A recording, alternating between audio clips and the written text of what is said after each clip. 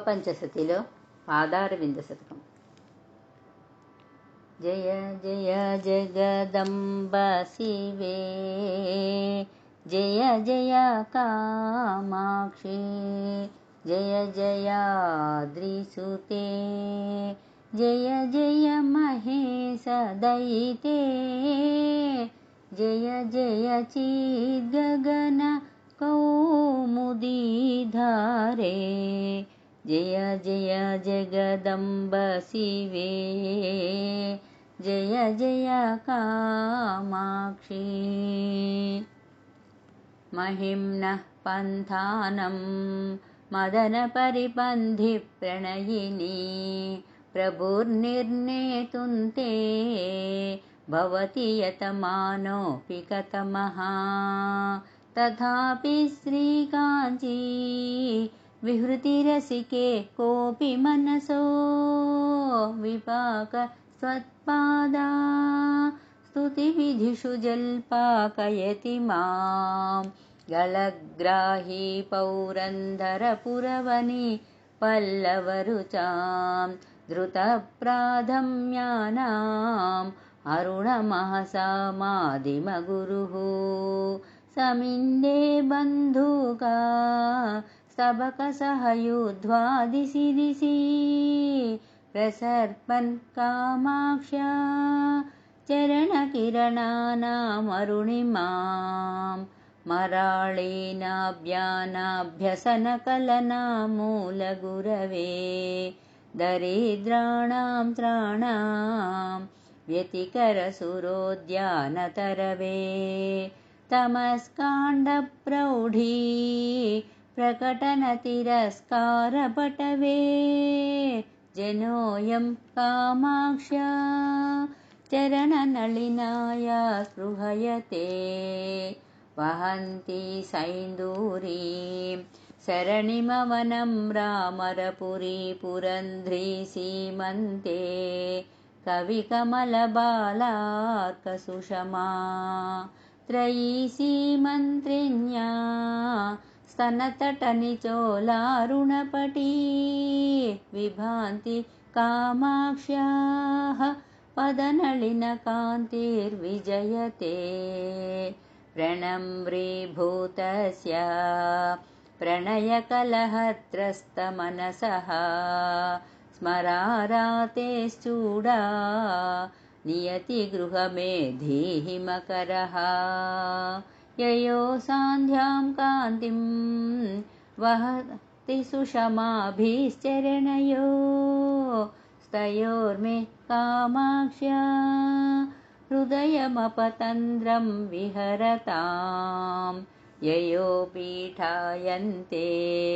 విబుధముకుటీనాం పటలికా, యయో సౌధాయంతే స్వయముదయభాజో భణితయః. యయోర్ధాసాయంతే సరసిజభవాధ్యాశ్చరణయో, స్తయోర్మే కామాక్ష్యా దినమనువరీవర్తు హృదయం.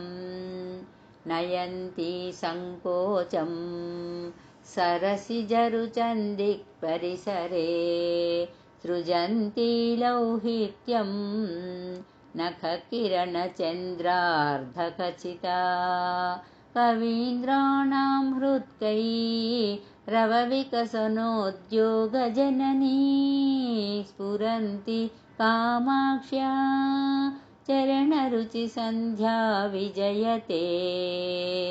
విరావై మాంజీరైః కిమపి కథయంतीव మధురం, పురస్తాదానమ్రే పురవిజయిని స్మేరవదనే. వయస్యేవ ప్రౌఢా శిథిలయతి యా ప్రేమకలహప్రరోహం, కామాక్ష్యా చరణయుగళీ సా విజయతే. సుపర్వస్త్రీలోలాలకపరిచితం షట్పదకులైః, స్ఫురల్లాక్షారాగం తరుణతరణిజ్యోతిరరుణైః. భృతం కాంత్యంభోభిः विसृमरमरन्दै सरसिजैः विधत्ते कामाक्ष्या चरणयुगलं बन्धुपदवीं रजः संसर्गेऽपि तितमरजसामेव हृदये परं रक्तत्वेन सितमपि विरक्तैकशरणम् अलभ्यं मन्दानां दददपि सदा मन्दगतितां विधत्ते कामाक्ष्या चरणयुगमाश्चर्यलहरीम् जटाला मञ्जीरा स्फुरतरुणरत्नां सुनिकरै निषीदन्ति मध्ये नखरुचिझरी गाङ्गपयसां जगत्त्राणं कर्तुं मम जननि कामाक्षि नियतं तपश्चर्यां धत्ते तव चरणपाथो जयुगली तुलाकोटिद्वन्द्व क्वणितफणिता भीतिवचसो विनम्रं कामाक्ष्या विसृमरमः पाटलितयोः क्षणं विन्यासेन क्षपिततमसोर्मे ललितयोः पुनीयान्मूर्धानं पुरहरपुरन्ध्री चरणयो भवानी द्रुह्येतां भवनिबिडितेभ्यो मम मुहुः तमो व्यामोहेभ्यः स्तव जननि कामाक्षि चरणौ ययोर्लाक्षाबिन्दु स्फुरणधरणा धूर्जटिजटा कुटीरा सोणाङ्कं वहति वपुरेणाङ्ककलिका पवित्रीकुर्युर्नः पदतलभुवः पाटलरुचः परागास्ते पापा प्रशमनधुरीणाः परशिवे कणं लब्धुं येषां निजशिरसि कामाक्षि विवसा वलन्तो ह्यातन्वं त्यहमहमिकां माधवमुखाः बलाकामालाभि नखरुचिमयीभिः परिवृते विनम्रस्वर्णारी विकचकचकाळाम्बुदकुले स्फुरन्तः कामाक्षी स्फुटदलितबन्धूकसुहृदा तटिल्लेखायन्ते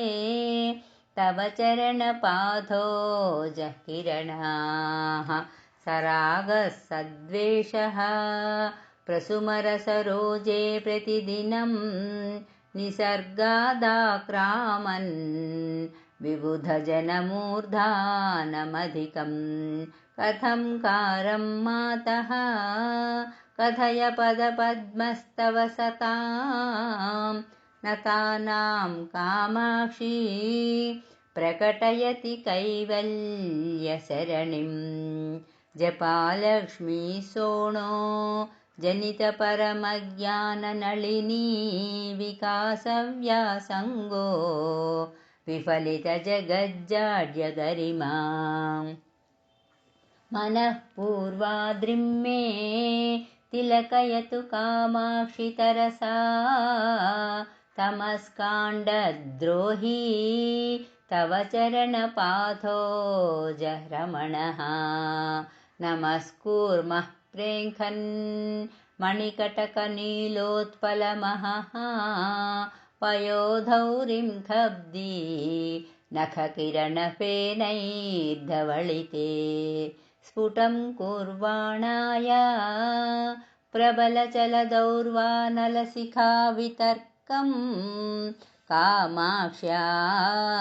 सततमरुणिम्ने चरणयोः शिवे पासायेताम् अलगुनितमः कूपकुहरे दिनाधीसायेतां मम हृदयपाधो च विपिने नभो मासायेतां सरसकवितारीति सरिती त्वदीयौ कामाक्षी प्रसृतकिरणौ देवि चरणौ निषक्तं श्रुत्यन्ते नयनमिव सद्रुत्वरुचिरैः समैर्जुष्टं शुद्धैरधरमिव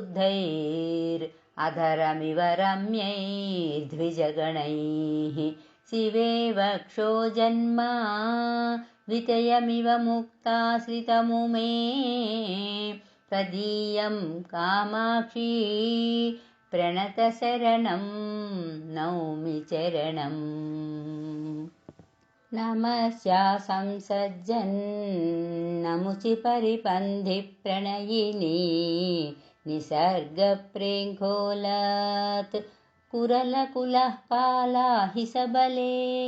नखच्छायद्दुग्धो दधिपयसि ते वै द्रुमरुचां प्रचारं कामाक्षी प्रचुरयति पादाब्जसुषमा कदा दूरीकर्तुं पटुदुरितकाकोलजनितं महान्तं सन्तापं मदनपरिपन्थिप्रियतमे क्षणार्ते कामाक्षी त्रिभुवनपरितापहरणे पटीयां संलप्स्ये पदकमलसेवामृतरसं ययो सान्ध्यं रोचि सततमरुणिम्ने स्पृहयते ययोश्चान्द्रिः कान्तिः परितपति दृष्ट्वा नखरुचिं ययोः पाकोद्रेकं पिपटिषति भक्त्या किसलयं मृदिम्नः कामाक्ष्या मनसि चरणौ तौ तनुमहे जगं नेदं नेदं परिमितिपरित्यज्य यतिभिः कुशाग्रीयस्वान्तैः कुशलधिषणैः शास्त्रशरणौ गवेष्यं कामाक्षी ध्रुवमाकृतकानाङ्गिरिसुते गिरामैदं पर्यं तव चरणपद्मं विजयते कृतस्नानं शास्त्रामृतसरसि कामाक्षि नितरां दधानं वै सद्यं कलितरसमानन्दसुधया अलङ्कारं भूमे मुनिजनमनश्चिन्मयमः पयोधेरं तस्थं तव चरणरत्नं मृगयते मनोगेहे मोहो भवति मिरपूर्णे मम मुहुः दरिद्राणि कुर्वन् दिनकरसहस्राणि किरणैः विधत्तां कामाक्षी प्रसुमरतमो वञ्चनचणः क्षणार्धं सान्निध्यं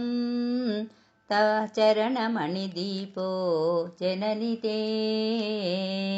कवीनां चेतोवन् नखररुचिसम्पर्कि विबुधस्रवन्ति स्रोतो वा पटुमुखरितं हंसकरवैः दिनारम्भश्रीवन् नियतमरुणच्छाय सुभगं मदन्तः कामाक्ष्या स्फुरतु पदपङ्केरुहयुगम् सदा किं सम्पर्कात् प्रकृतिकठिनैनाकिमुकुटैः स्तटैर्निहाराद्रेरधिकमणुना योगिमनसा विभिन्ते सम्मोहं शिशिरयति भक्तानपि दृशाम् अदृश्यं कामाक्षी प्रकटयति ते पादयुगळं पवित्रभ्यामम्बा प्रकृतिमृदुलाभ्यां तव शिवे पदाभ्यां कामाक्षी प्रसभमभिभूतैः सचकितैः प्रवाळैरम्भोजैरपि च वनवासव्रतदशा सदैवारभ्यन्ते परिचरितनानाद्विजगणैः चिरादृश्या हंसैः कथमपि सदा हंससुलभं निरस्यन्ति जाड्यं नियतजडमध्यैकशरणम् अदोषव्यासङ्गात् सततमपि दोषाप्तिमलिनं पयोजं कामाक्ष्याः परिहसति पादाब्जयुगळी सुराणामानन्दा प्रबलनतया मण्डनतया नखेन्दुज्योत्स्नाभिः विसृमरतमः खण्डनतया पयोजश्रीद्वेषा रतरततया त्वच्चरणयोः विलासः कामाक्षी प्रकटयति नैसाकरदसां सितिं नाकान्तीनां नखरजनुषां पादनलिनच्छवीनां सोणिम्ना तव जननि कामाक्षि नमने लभन्ते मन्दारा ग्रथितनवबन्धूककुसुमस्रजां सामीचीन्यं सुरपुरपुरन्द्रीकचभराः स्फुरन्मध्ये शुद्धे नखकिरणदुग्धाब्धिपयसां वहन्नब्जं चक्रं दरमपि च रेखात्मकतया श्रितो मात्स्यं रूपं श्रियमपि दधानो निरुपमां त्रिधामा कामाक्ष्या पदनलिननामा विजयते नखश्रीसन्नद्धा स्तबकनिचितस्वैच्छकिरणैः विसङ्गैः कामाक्षी प्रकटितलसत्पल्लवरुचि सताङ्गम्यासङ्के सकलफलदाता सुरतरु त्वदीयः पादोऽयं तुहिनगिरिराजन्यतनये वषट्कुर्वन्माञ्जीरजकलकलैः कर्मलहरी हवींषि प्रोद्दण्डं ज्वलति परमज्ञानदहने महीयान् कामाक्षी स्फुटमहसि जोहोति सुधियां मनोवेद्या माता स्तव चरणयज्वा गिरिसुते नहामन्त्रं किञ्चिन् मणिकटकनादै मृदुजपन् क्षिपन् दिक्षु स्वच्छं नखरुचिमयं भास्मनरजः नतानां कामाक्षी प्रकृतिपटुरुच्चाट्य ममतापि साचीं पादोऽयं प्रकटयति ते मान्त्रिकदशां मुदीते बोधेन्दौ तमसि नितरां जग्मुषिदशां दरिद्रां कामाक्षी प्रकटमनुरागं विदधति सितेनाच्छाद्याङ्गं नखरुचिपटेनाङ्घ्रियुगळी पुरन्ध्री ते माता स्वयमभिसरत्येव हृदयं दिनारम्भः सम्पन् नलिनविपिनानामभिनवो विकासो वासन्ता सुरविपिकलोकस्य नियतं प्रदोषः कामाक्षी प्रकटपरमज्ञानशशिनश्चकास्ति त्वत्पादा स्मरणमहिमा शैलतनये धृतच्छायं नित्यं सरसिरुहमैत्रीं परिचितं निधानं दीप्तीनां निखिलजगतां बोधजनकं मुमुक्षूणां मार्गा प्रथनपटुकामाक्षि पदवीं पदन्ते पातङ्गीं परिकलयते पर्वतसुते शनैस्तीर्त्वा मोहाम्बुधिमथ समारोढुमनसः क्रमात् कैवल्याख्यां सुकृतिसुलभां सौधवलभीं लभन्ते निःश्रेणीमिव झटिति कामाक्षि चरणं पुनश्चर्याभिस्ते पुरमथन सीमन्ति निजनाः प्रचण्डार्तिक्षोभा प्रमथनकृते प्राथिबसरिप्रवाहा प्रोद्दण्डीकरणजलदाय प्रणमतां प्रदीपाय प्रौढे भवतमसि कामाक्षी चरणाप्रसौदोन्मुख्याय स्पृहयति जनोऽयं जननि ते मरुब्धि संसेव्या सततमपि चाञ्चल्यरहिता सदारुण्यं यान्ति परिणतिदरिद्राणसुषमं गुणोत्कर्षान्माञ्जीरककलकलैः स्तर्जनपटुः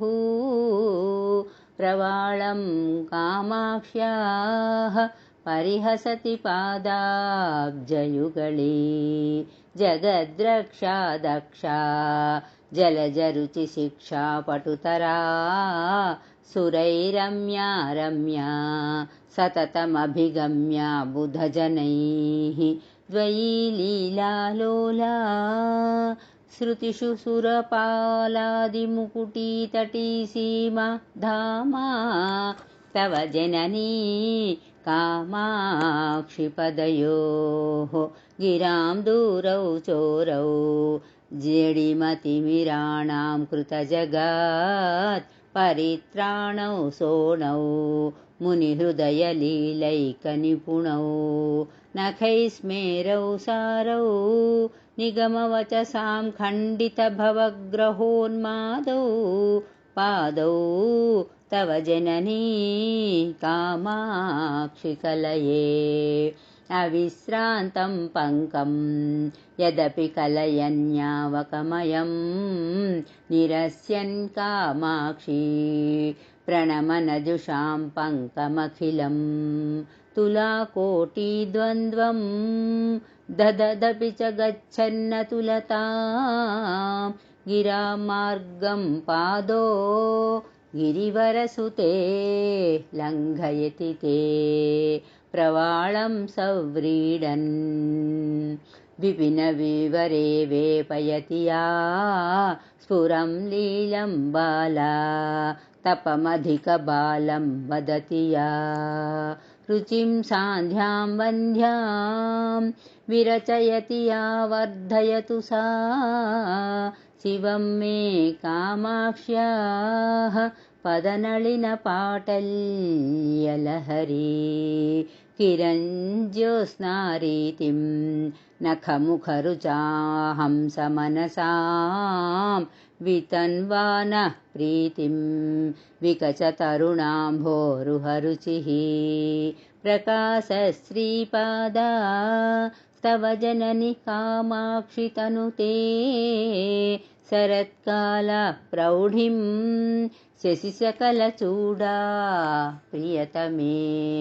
नखाङ्कुरस्मेरा द्युतिविमलगङ्गाम्भसि सुखं कृतस्नानं ज्ञानामृतममलमास्वाद्य नियतम् उदञ्चन्मञ्जीरा स्फुरणमणिदीपे मम मनोज्ञे कामाक्ष्या चरणमणिहर्म्ये विहरतां भवाम्भोदौ नौकां जेडिमविपिने पावकशिखा अमर्त्रेन्द्रादीनाम् अधिमुकुटमुत्तं सकलिकां जगत्तापे ज्योत्स्नाम् अकृतकवचः पञ्जरपुटे सुखस्त्रीं कामाक्ष्या मनसि कलये पादयुगळीं परात्मा प्राकास्या प्रतिफलनचुञ्चुः प्रणमतां मनोज्ञं त्वत्पादो मणिमुकुरमुद्रां कलयते यदीयां कामाक्षी प्रकृतिमसृणासोधकदशा विधातुं चेष्टन्ते वलरिपुवधूटी कचभराः